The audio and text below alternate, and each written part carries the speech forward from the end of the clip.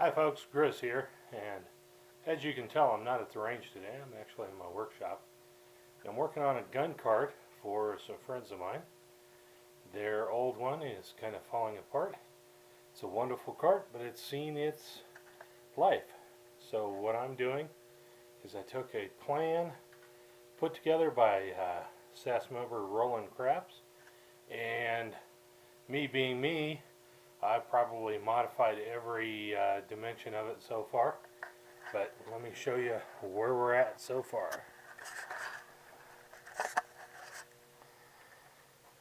As you can see, I have it kind of laid out on my table saw top, and the axle will go through here. I have yet to drill those holes, and then on the outside will be the uprights for the handle. You have slots for 2 shotguns so that they can be at an angle that the barrels are pretty much going straight up into the upright. 3 spots for rifles, or 2 rifles and a 97. And as you can see, I don't have anything glued or screwed or nailed together yet. Just kind of putting it together. And these uprights will sit higher once a bottom's in it. That's probably my next step today, is to cut a plywood bottom, and I'll route a groove all the way around for that to sit in, and then I'll put some just some little stretchers across underneath to give it a little bit more structural integrity, as they say. Okay, well, I'm going to get busy and I'll check in here and there and keep you updated. Back soon. Okay, I'm back, and now we are at the router table, and what we're doing is routing the grooves that the plywood bottom will sit in. And the plywood I have is just some old scrap stuff I had around, which is roughly 1/4 inch, but being the nature of plywood, it's actually a little bit over that. And of course, I'm using a spiral upcut bit in the router table with just a straight edge clamp there. And if I do just a 1/4 inch, this really won't go down in there. And given that I'm going to assemble the frame, 3 sides of it, and then slide the bottom in, I think it's going to have enough tension fit, and if it free floats a little bit, I'm not too worried about it. So what I did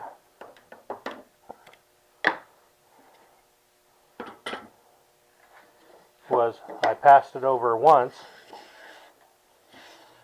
just straight, and that was tight. So I discovered that if I take and just add this thin metal rule, of course you want to put it up there when the router's not running, because you don't want that coming in contact with your bit, and then run it through again, that it widens that up just enough that it's a little bit sloppy, but I think it will work just fine. So I'm going to go ahead and do these 2 pieces, which are my ends, and then the 2 sides over there, what I'll have to do is I'll have to do a plunge cut. So I'll have to kind of measure over and plunge it down on the bit so that the cut doesn't come through to the end, because I don't want to see that open thing where that mates with the end. So it's a little bit more work, but it's doable. So anyway, I'll get this done and then fine-tune my bottom, and we will see about continuing from there. My plan is to use pocket holes to screw this whole thing together so that you don't have screws seen all the way to the outside for the most part. Okay, back to work. Okay, not sure how this is going to turn out.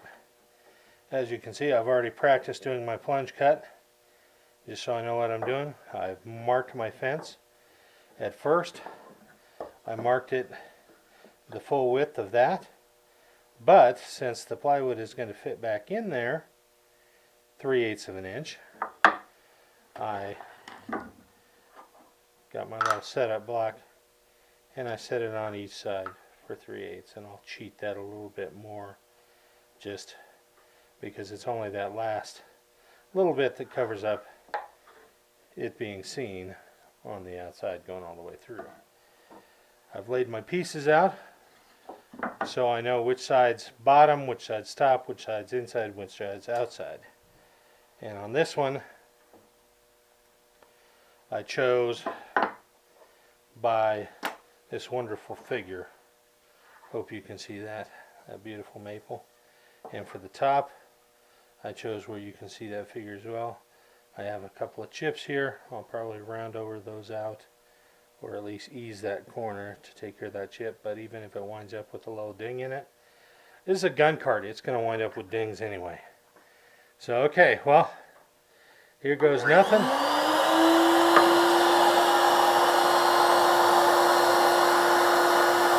Move it over to our mark, and we plunge it down on the bed.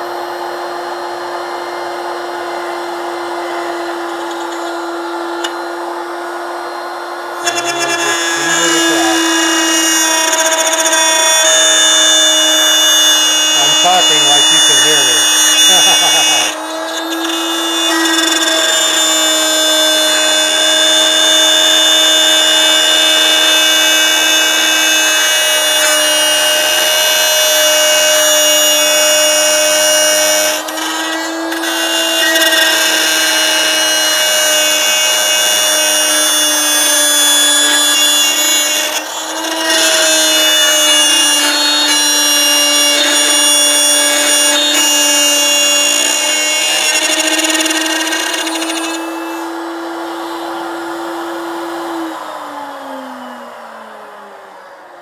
And there we have it.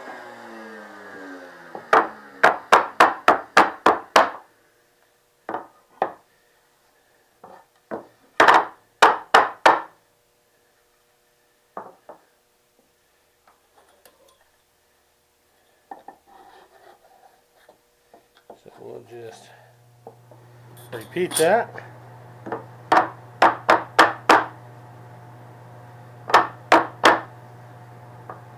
With our divider, but see, now the panel will go all the way down, but you won't see that groove showing through. We'll repeat that with our little spacer in there for the desired width. Repeat it on our other piece, and we're ready to move forward.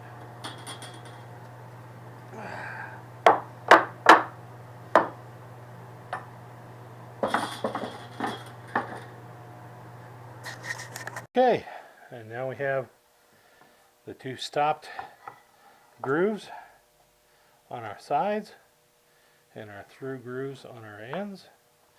And the way those will fit together is simply like this.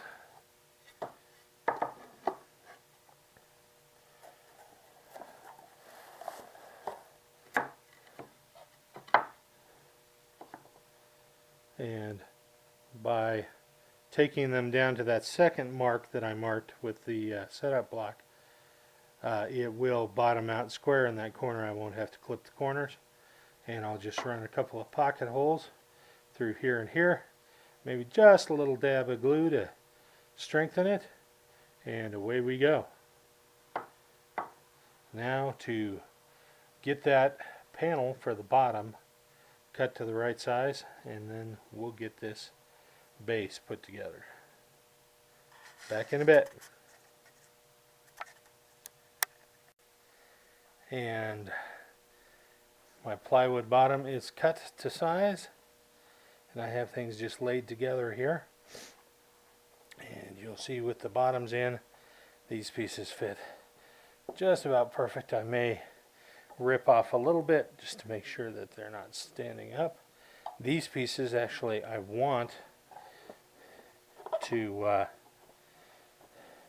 be down a little bit because I'm going to fit these so that the divider section, just the interior pieces here, slip out up through these dados, so you can replace a pad underneath. So that'll be good. Shotgun, just a brass can or whatever. Rifle, or 97, or a cleaning rod and brass picker or whatever. The axle will go through back here. Still debating on covering that or not, but I'd have to stop short to make sure my dados would clear there.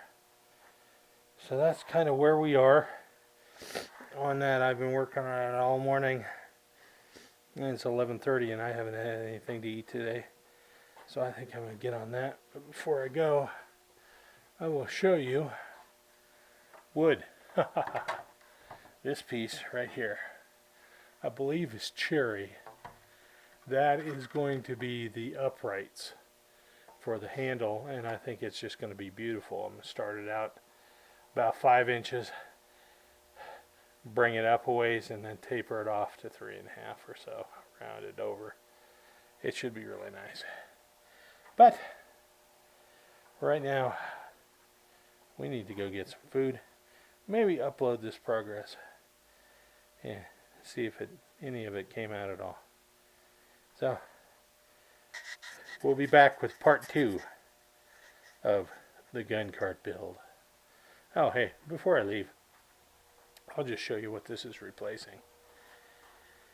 It's replacing this right here. I'm going to reuse those wheels and axle. This one obviously has seen better days, but for what it is, it's not bad. The new one is going to be the same width. It's going to be a little bit longer. Okay, it's going to be a fair amount longer. I'm hoping the pivot point will work to where it's not too front heavy, but it'll depend on how heavy I build the removable box that will sit right here. Anyway, time to eat. Hope to see you down the trail. Until then, watch your top knot.